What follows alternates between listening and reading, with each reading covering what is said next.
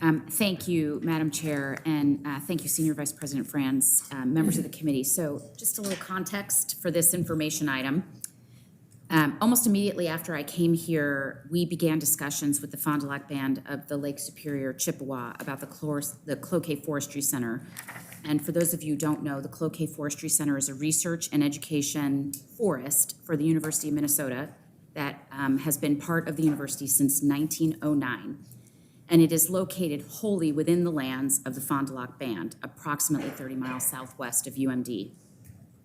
These initial discussions were informal and really started at the 6th biannual Nibian Monument Symposium in the fall of 2019, where I'll note I was first introduced to our now senior advisor for Native American Affairs, Karen Diver, and then later a formal dinner with Fond du Lac leaders, along with now Regent Tad Johnson in his former role, while we were in Cloquet for the board's retreat in March of 2020. All of these conversations, along with the guidance in our strategic plan, created momentum and a commitment to exploring our complicated history built on a foundation of trust to strengthen our collaborative relationship with our tribal nations here in Minnesota. And this momentum has been elevated through our historic engagement with Minnesota's Indian Affairs Council, or MIAC, and members of the 11 tribal nations of Minnesota. So members of the committee, all of this together brings the administration before you today, suggesting that this is the right time to talk about repatriation of this land, returning it to Fond du Lac, and what that would mean going forward. But as we take this important step today, a first step,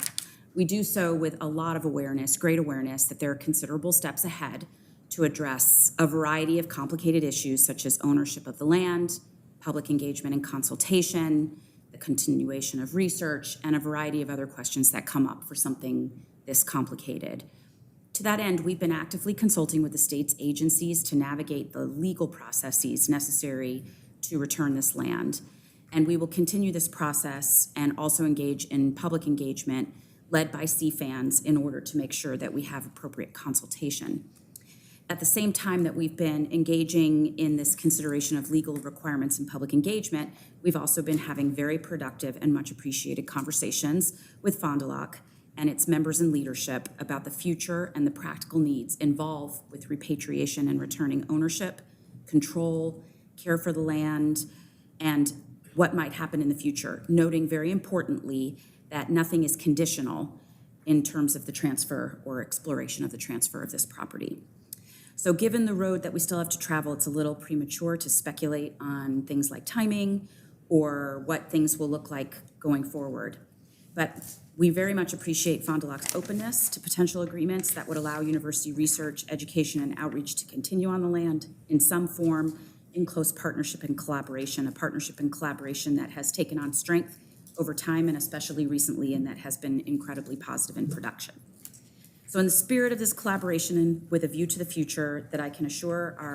all of our stakeholders that we will continue to provide world-class research and teaching opportunities in forestry writ large. Members of the committee, I note for your attention that this is a historic moment, an important moment. It represents a deep and meaningful step in our commitment through the strategic plan to building strong relationships with all of our tribal nations and indigenous communities and partners, one that the administration is humbled by and proud to share with you today. So I want to offer some appreciation before I turn the mic back over to our Fond du Lac and MIAC partners, to members of the U, to Regent Tad Johnson, to Karen Diver, to everyone at CFANS and the staff at the Cloquet Forestry Center, and all of the people who we've heard from and consulted with, and with appreciation in advance for all the people who we will hear from and consult with. And I also want to offer a special thanks to this board for your support. A lot of this began when we engaged in our retreat in March of 2020 and has taken on a really positive direction since then. So with that, Madam Chair, I'll turn it back over to Senior Vice President Franz and the rest of the board for